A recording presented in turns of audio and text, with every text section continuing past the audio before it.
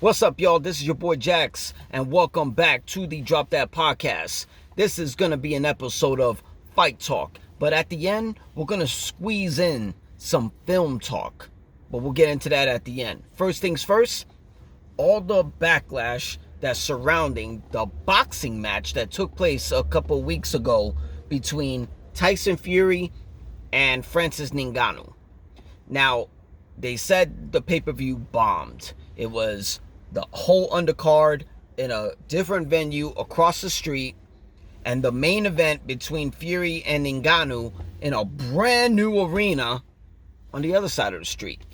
You had lots of performers there. We saw Little Baby. I think Becky G was there. They showed some respect to both competitors doing the Cameroon national anthem and the national anthem for the UK. And it was a competitive fight. Everybody didn't give a shit chance to Ngannou to beat the WBC World Heavyweight Champion. I thought at the beginning, when they first announced this, Tyson was going to carry Ngannou right to the 10th round and pull off a decision win. Then I switched it up the day of the weigh-ins and said Ngannou is going to shock the fucking world. He may have not won, but he shocked the fucking world. The guy knocked Tyson Fury on his ass in the 3rd round. Okay. Still not a chance? Okay. People talk all this shit about Ngannou throwing a Superman punch. Yeah, he did that. But nobody really is talking too much for the simple fact that Tyson Fury got away with a fucking straight elbow to the face, perfectly connected, no point taken out. Now, you got to give respect and all praise to Riyadh Season and over there in Saudi Arabia. They don't have an organization. They have a fucking entity. All the fights that took years to make due to politics, due to budgets, due to venues, due to promotions, due to paperwork, and even due to weight classes.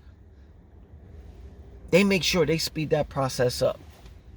We all been talking about a Tyson Fury versus Alexander Usyk fight, undisputed title. They made the fight. They actually signed the fight before Fury even fought Ngannou. We probably wouldn't have had to wait for Spence versus Crawford. We probably wouldn't have had to wait for Mayweather versus Pacquiao. They would have got it done. They put the money up, and they don't even give a shit if it's a profit. They don't give a shit if they get their money back. They don't care about nothing. They put on some fucking good shows. This was a great presentation. But as far as pay-per-view numbers go, it flopped. Now, what does this do for Tyson Fury? Tyson Fury has to fight Usyk next for the undisputed World Heavyweight Championship.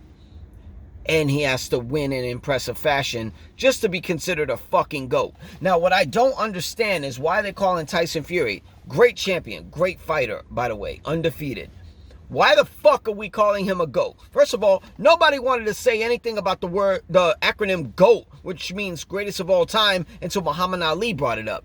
Nobody even wanted to say that in hip-hop until fucking LL Cool J named his 9th album that. Think about it. Think about it. So, now all of a sudden we rolling GOAT. I'm sorry. I don't even consider Tom Brady a fucking GOAT. You lost to Eli Manning twice in the Super Bowl. Sorry. I'm not calling Tyson Fury no fucking GOAT. He can't be no GOAT. You have now been knocked down 4 times by Deontay Wilder and knocked down by the debuting boxing fighter known as Francis Ngannou, transitioning from MMA as the UFC heavyweight champion. Tyson has to do impressive fashion just to erase that little tainted memory that everybody has with his ass on the ground of the canvas during the 3rd round of the Ngannou fight. Now, when it comes down to Ngannou, holy shit. He did a hell of a lot better than what I thought he was. This guy has been nearly away from combat sports as far as fighting goes for nearly 2 years. He won the heavyweight championship in the UFC against Stipe Miocic. Then he retained it against Ciryl Gane. People thought he was crazy when he decided to just be released from the UFC as the champion and then go into boxing, but automatically repair his knees in surgery. Turn down the Jon Jones fight. Okay, yes, he was going to get a contract to be the biggest heavyweight contract in the history of the UFC. That's one fight. Now let's say Francis Ngannou won. Who the fuck does Francis fight next? How do you get higher than one of the greatest of all time, Jon Jones, who earned that acronym, of course? He's undefeated. Fuck that Matt Hamill fight. What happens then? Okay, you beat Jon Jones. Then what? Trilogy fight with Stipe? Or let's say you lost to Jon Jones. Do you get an automatic rematch? No, I doubt it. I think Jon Jones was going to fight Stipe next. So what are you going to do? Clear out the heavyweight division again? Fight Derek Lewis? Fight Curtis Blades? Fight fucking Rosenstruck? What is he going to do? So he made a great lucrative risk and he won. He fucking won. He didn't have to sign with Eddie Hearn at Top Rank. He didn't have to sign with Oscar De La Hoya at Golden Boy. He didn't even have to sign with Bob Arum at Top Rank. Top Rank. He didn't have to sign none of that shit. Guy took a risk on himself and he won. He got praise for his country in Africa, Cameroon. He's got his whole family and friends ringside. And some of them has never seen him fight before because they had, they can't travel. Everyone that was involved in this Fury versus Ngannou fight were able to make sure his family will come and see him perform. Great for him. He deserved it. Give him praise because his next fight probably is going to be boxing. And if it's going to be boxing, it's probably a multi-million-dollar fight again, but this time against Deontay Wilder. Because that performance against Tyson Fury kind of shitted on any idea of a Fury versus Joshua fight or a Deontay Wilder versus Joshua fight. I would love to see Deontay Wilder fight Joshua. I wanted to see it when they were both champions. They didn't give it to us, so now fuck that fight.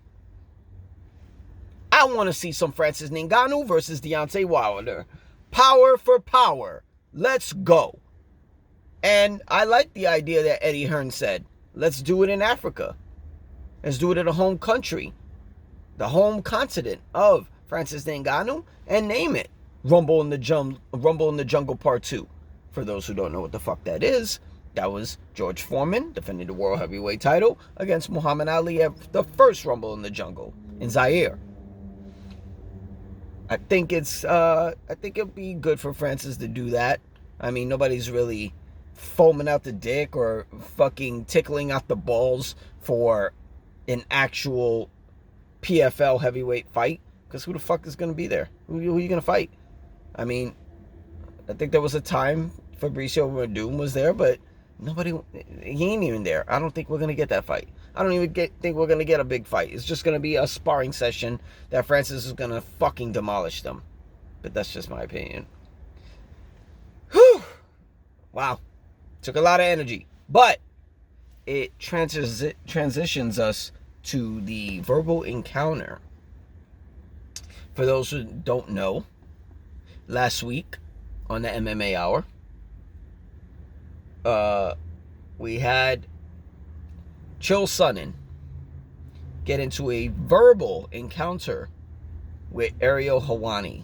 And I ain't gonna lie, I was very entertained by this. These are two guys that are deep into the MMA community, but not only that, they're deep into the pro wrestling community. They're really big fans of it. Really big fans. Chael Sonnen being a 3-time three-time UFC title contender, twice at middleweight, once at light heavyweight. Ariel Helwani, one of the best journalists in the game, going at it. And I watch all their videos. They got great opinions, great points of views on certain things that happen in the MMA community. And they went at it. You know, we had Chael literally calling him a weasel, calling him a liar, calling him a prick. And then Ariel Helwani literally coming back saying, yo, you're a liar. You're a bitch. You know, fighting words to the point that Chael Sonnen was able to like say, hey, if I was there, I'll be fucking strangling you. And I don't get this verbal encounter too much. I mean, some people think it's a shoot. Some people think it's a work. If y'all don't know what that wrestling terms are, yeah, some people think it's real. Some people think it's staged. I do believe it's the potential to believe it's either one. They were bringing up past issues. Chael kept bringing up, oh, Ariel's biased against the UFC because of what they did. You know, literally, like, shit. They pretty much blackballed him for a few years, you know, to the point that when Ariel Helwani was a part of ESPN, it was kind of awkward. Judging by the UFC is part of ESPN. So, I mean, I feel like we're in a season where everyone is coming for Ariel Helwani. And, you know, you got Chael and him. Right before, you know, before that, it was Jamal Hill against, you know, Jamal Hill, soon to be former light heavyweight champion and soon to be coming back to fight the winner of Yuri versus Plahera. Going at Ariel Helwani. You have, before that, it was Brendan Schaub going one-on-one with Ariel Helwani. And before that, it was Dana White and the whole UFC going at Ariel Helwani. Holy shit. I mean, you guys think that going up against the top journalists in the business, that's not a downfall on Ariel. That's actually, you know, that actually helps him.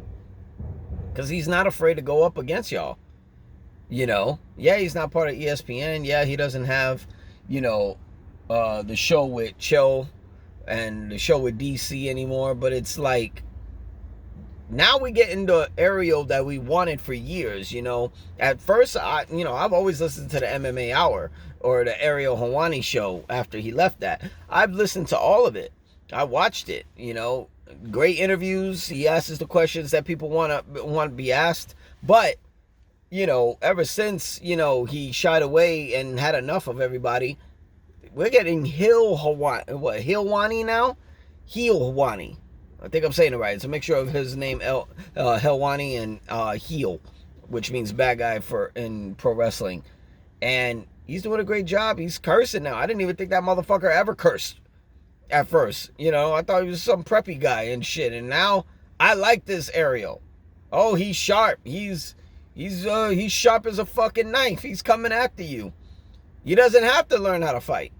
These situations are giving him opportunities. He's doing the face-off with Dylan Dennis and Logan Paul. You know, Elimination Chamber took place in Montreal this past February. And who was he with? Front row. I believe, if I'm not mistaken, I think he was in front row with GSP. George St. Pierre, former two-time welterweight champion and former middleweight champion. So, yeah, I mean, if it's real, might be some back and forth, you know, probably going on X, formerly known as Twitter, and maybe, I don't know. I don't think it, I mean, Chael's been on Ariel's show multiple times, and this is the first time I've seen this. Now, I can see why people will think it would be staged. I mean, WWE, AEW, you know, Impact Wrestling, everybody in pro wrestling, you know, they have real matches. You know, I know y'all saying real wrestling, fake wrestling, and all that shit. Wrestling's fake, whatever. No, the stories are predetermined, but these are real fucking matches. These are real athletes. So these are two fans of it, and if anybody's gonna create a storyline, I mean, who's better than them two? You know, and they're friends. And they had their show. I think it was called Ariel and the Bad Guy, or Bad Guy and Ariel, or something like that. Or Bad Guy and Helwani. It was something in that reference. Good show. You know? I can see why it could be on both ends, you know, what's going on. I mean, this is not a Brendan Schaub versus Ariel Helwani. That, I believe, is real. This is not a Jamal Hill versus Ariel Helwani. I do believe Jamal is very sincere in his opinion on how he feels about Ariel Helwani. Some people call him a weasel. Some people call him a liar.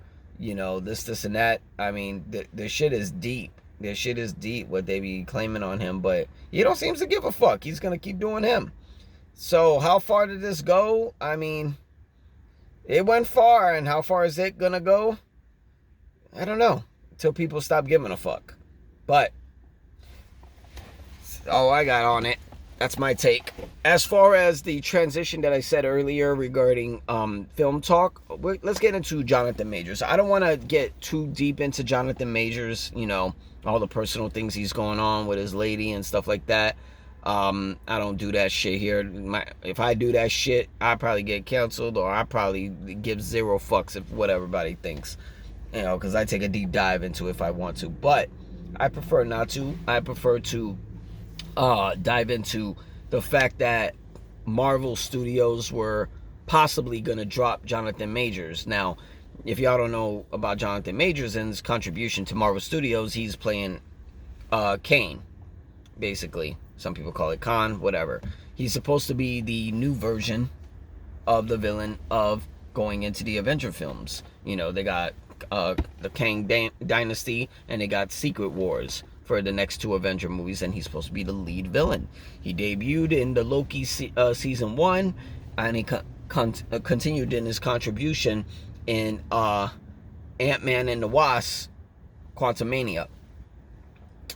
And I don't think everybody's like giving that much praise to him, because that the trilogy third part of Ant-Man came out in February, and he made the part 3 of Creed 3 as the main villain. 2 back-to-back films of franchises. Debut number 1. He's doing a good job. He's doing a good job. And they talk about possibly taking him out and maybe putting the character that's going to be for Doctor Doom.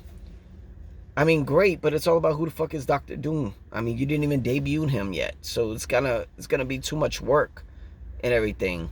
I mean, I hope they don't take him out.